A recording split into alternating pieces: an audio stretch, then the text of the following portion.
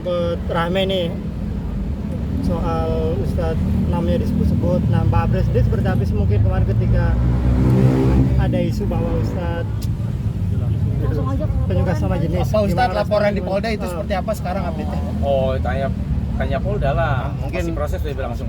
Mbak April sendiri gimana tanggapannya Mbak kemarin Mbak? Tanggapannya yang namanya istri pasti mensupport, mendoakan, itu udah yang terbaik. Udah dipanggil untuk pemeriksaan Ustadz dengan saksi-saksi? Belum ya, saya lagi nunggu justru. Tapi belum tahu siapa dibalik itu. Ya kalau saya udah tahu. Tapi kan nggak mungkin saya bergerak sendiri. Harus polisi yang bergerak kan. Sudah ada permintaan maaf mungkin dari orang-orang yang membuat fitnah? Belum. Mungkin tunggu dipanggil dulu kali baru menyampaikan permohonan maaf kali ya. Tapi membuka ruang untuk berdamai atau akan terus diproses hukum Ustaz? Ya lihat situasi nanti kan. Artinya tentu yang namanya ada restoratif justice itu kan sebuah ruang yang disediakan kan. Ya kita lihat nanti aja kan. Tat, di bulan berkah ini ada kasus kayak gini, gimana sih Tat?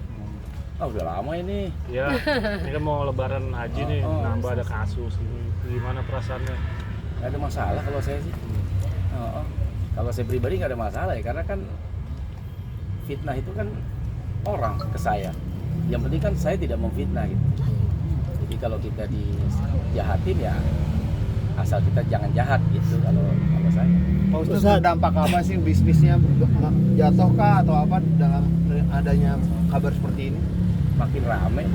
Kalau lihat di Instagram saya hampir tiap hari acara kan. Semakin berkah berarti ya Ustadz ya Semakin dengan rame kalau jadwal. Orang Indonesia itu penasaran. Semakin berita naik, dia semakin penasaran pengen ngundang. Jadi malah saya berpikir, Masya Allah nih. Jadi berkah tersendiri gitu. Orang kan bulan Apit biasanya istirahat. Lah kita ke Manado kemarin kan, Manado, Bolaang Mongondo Utara, Minahasa, sampai ada berapa? 6 hari kita di sana. 12 titik. Nah, gitu. Artinya Ustadz menikmati. Seperti apa Pak Ustadz? Menjelaskan ke jamaah seperti apa? Nggak ada yang minta penjelasan justru. Pasti ada yang nanya kan? Nggak ada yang nanya. Ustadz, artinya Ustadz menikmati ya ketika difitnah dengan Oh berita ya, kemarin. yang penting kita jangan memfitnah. Tapi langkah Ustadz Ada orang jahat sama kita, ya itu urusan dia sama Allah ya. Yang penting kita jangan jahat sama orang.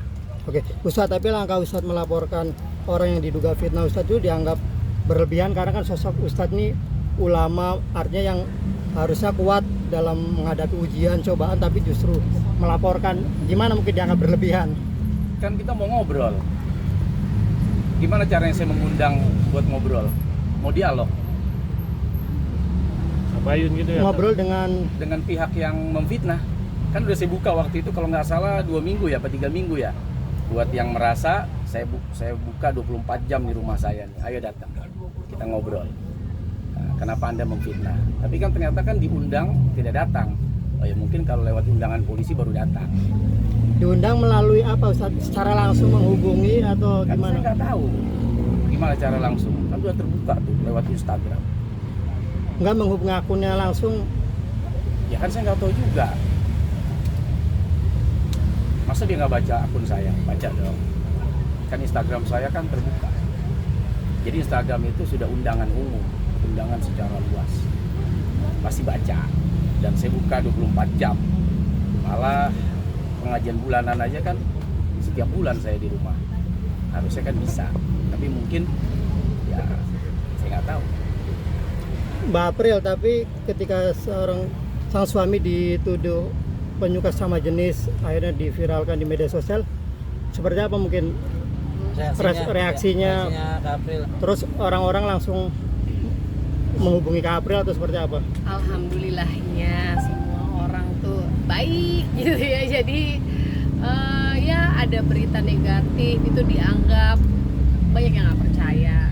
Jadi apalagi saya gitu kan, orang lain aja aduh itu orang iseng-iseng banget ya berita ini kayak gitu, apalagi saya istrinya yang tahu 24 jam suami saya. Jadi ya semuanya fine, semuanya baik-baik aja, alhamdulillah, Allah kasih ketenangan. Tapi bagusnya dari peristiwa ini akhirnya berita yang mendem jadi naik. Ya. SAM-nya jadi ketemu kan, pelakunya siapa kan. Jadi Iya. satu sisi ketika mendompleng nama saya, ternyata beritanya viral, akhirnya sosok SAM itu semua sudah tahu dan Jadi sudah terbuka, ditetapkan ya. ya. Selama ini kan dari 2025 tuh kependem, sekarang Ya. udah 2026. Nah ketika dompleng fitnahan itu ke saya, nah ternyata jadi terbuka, oh ternyata SAM itu sosoknya ini. Orang udah dianggap tersangka gitu. Udah kan? di Ya. kalau Mabes Polri udah mentersangkakan. Oke, Ustadz, tapi Tapi secara kenal sama pribadi SAM? Pernah sama Kenal lah. Pernah ngobrol atau- Iya, kan beliau juga seorang penceramah kan, pasti kenal. tapi menyayangkan dengan lega nggak saat SAM ditangkap di Mesir? Saya belum tahu tuh perkembangannya tuh, apakah sudah ditangkap atau belum. diamankan, baru Info diamankan. sudah diamankan. Oh ya alhamdulillah. Gitu. Tapi itu kan balik lagi kan itu kewenangan dari kepolisian. Berarti dari awal Kapil emang udah intinya nggak percaya kalau ini beneran fitnah ya, kalau kesannya memang benar nggak terbukti Saya gitu ya. sebagai istri sangat meyakini itu fitnah. Makanya saat itu Ustadz juga masih santai. Terus saya bilang kita punya keluarga, kita punya anak-anak yang kelak. Nih kalau berita kayak gini kan nanti anak-anak besar juga lihat gitu ya. Jadi harus diklarifikasi gitu. Jadi maka dari itu kita buat klarifikasi. Alhamdulillah dibantu juga. Waktu itu kita lagi ada acara aksi ya kan, dikasih waktu 5 menit untuk klarifikasi. Terus alhamdulillah juga dari Pak Dewan Oh ya, Pak Habibur Rahman. Ya. juga mengklarifikasi bahwa orangnya bukan Ustadz Solmed, tapi Sam ini adalah ya beliau yang sudah ditersangkakan gitu kan. Jadi ya alhamdulillah semua dimudahkan dan memang terbuka tuh bahwa ini hanya fitnahan, bahwa sudah ada orang yang memang ditersangkakan. Ustadz, tapi menyayangkan nggak ini kan santri-santri jadi korban ya Ustadz, melihatnya seperti apa sih? Ya tentunya kita meminta kepada pihak kepolisian agar bekerja secara serius. Ya. Supaya ini terang benderang, maka pihak yang sudah ditersangkakan SAM ini agar segera dibawa dan didatangkan ke Indonesia supaya bisa diselesaikan secara hukum yang berlaku. Tentu harapan kita seperti itu. Tapi kalau secara khusus pesan buat Syekh Al-Misri apa Ustadz? Selama ini kan dianggap kabur nih ke Mesir nih, nggak bertanggung jawab nih, nggak berani ke Indonesia. Ustadz pesannya apa mungkin secara pribadi? Ya saya kan nggak tahu juga apakah kabur atau tidak. Tentu ya tadi kalau didatangkan baru tahu nanti kenapa dia pergi ke Mesir kan gitu.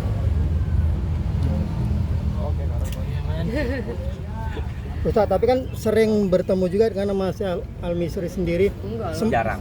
Jarang, tapi pernah. Paling sekali 2 kali waktu pas kita mungkin acara TV, ya. acara TV. Tapi sempat menyangka nggak sih melihat sosoknya yang boleh dibilang pembawaannya kalem, diam, tapi ternyata Saya malah baru tahu kemarin tuh pas kasus ini naik baru paham saya.